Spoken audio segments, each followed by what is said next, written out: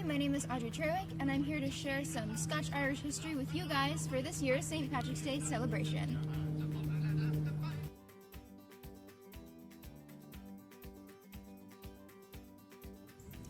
What comes to mind when you think of St. Patrick's Day first? The color green, leprechauns, Ed Sheeran, maybe a four-leaf clover? Well, for me personally, I think of my Scottish heritage just as I do my Irish.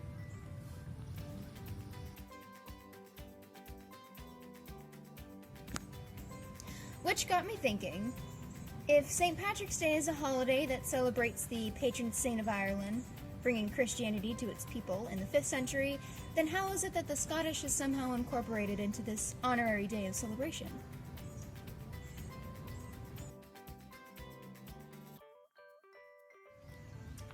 After all, rarely do you attend a St. Patrick's Day parade without seeing the Scottish pipes being played or the tartans swaying as the bands march. So again, why are the Scottish incorporated into this day of celebration?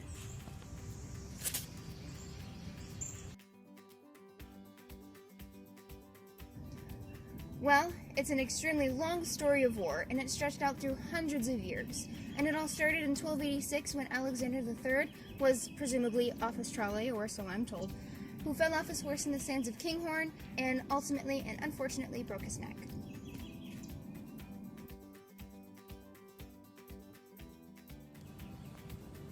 After Alexander's life had passed 4 years later, there was a dispute for who was entitled next to the throne. And to avoid potential civil war, the Guardians of Scotland, or a group of Scottish nobles who were believed to have been called of God, asked King Edward I to step in to mediate the dispute.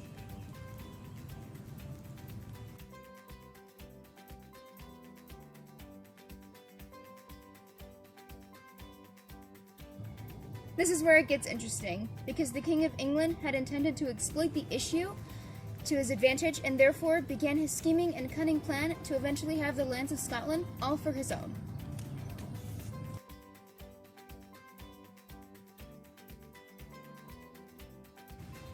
The Scottish were, of course, not having it, and without a sovereign to govern their nation, disputes for the throne continued, as did the English's plan to have the Scottish lands.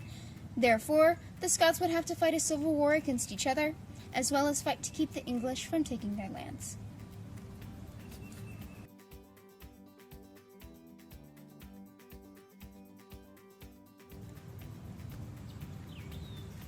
Robert the Bruce would eventually take the throne, but he lacked English recognition, and when England fell vulnerable to Edward's murder, Robert the Bruce then launched an invasion into northern England.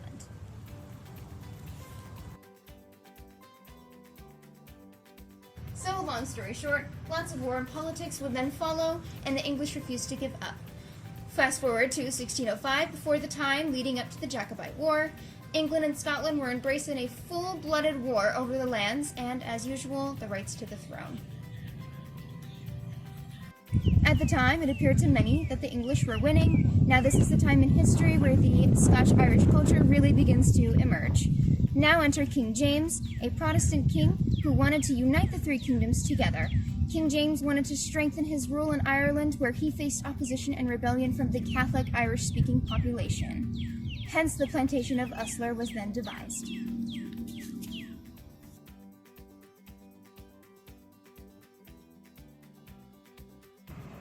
So there was a long history to Uslar, but to break it down for you, basically there were some lands taken from Irish families and their friends, and they were given to the Scottish and English noblemen that were loyal to the crown.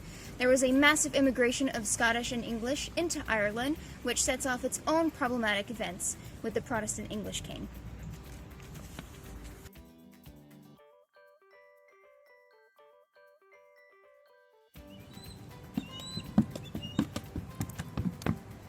Okay, because of the Uslar scheme, many Scots immigrated into Ireland where they incorporated themselves into the Irish culture and became known as the generations past as Scotch-Irish or Scottish-Irish. Carrying this heritage with them, many later immigrated into the Carolinas in the United States and are still identifying with their Scottish-Irish roots.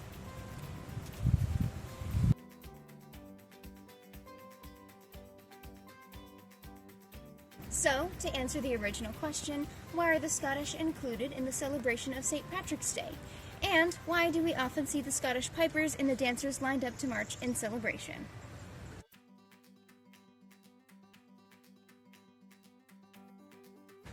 The answer is found in the history, in which the Scottish and Irish both share. There is an overwhelming evidence that the Scottish and Irish shared political hardships, often helping to lend allied support to their neighbors during times of war. Their Celtic culture and similarities are also known throughout the history as being intertwined, which often creates confusion to those who are not deeply rooted in the general history of their personal ancestry of their Scottish or Irish roots.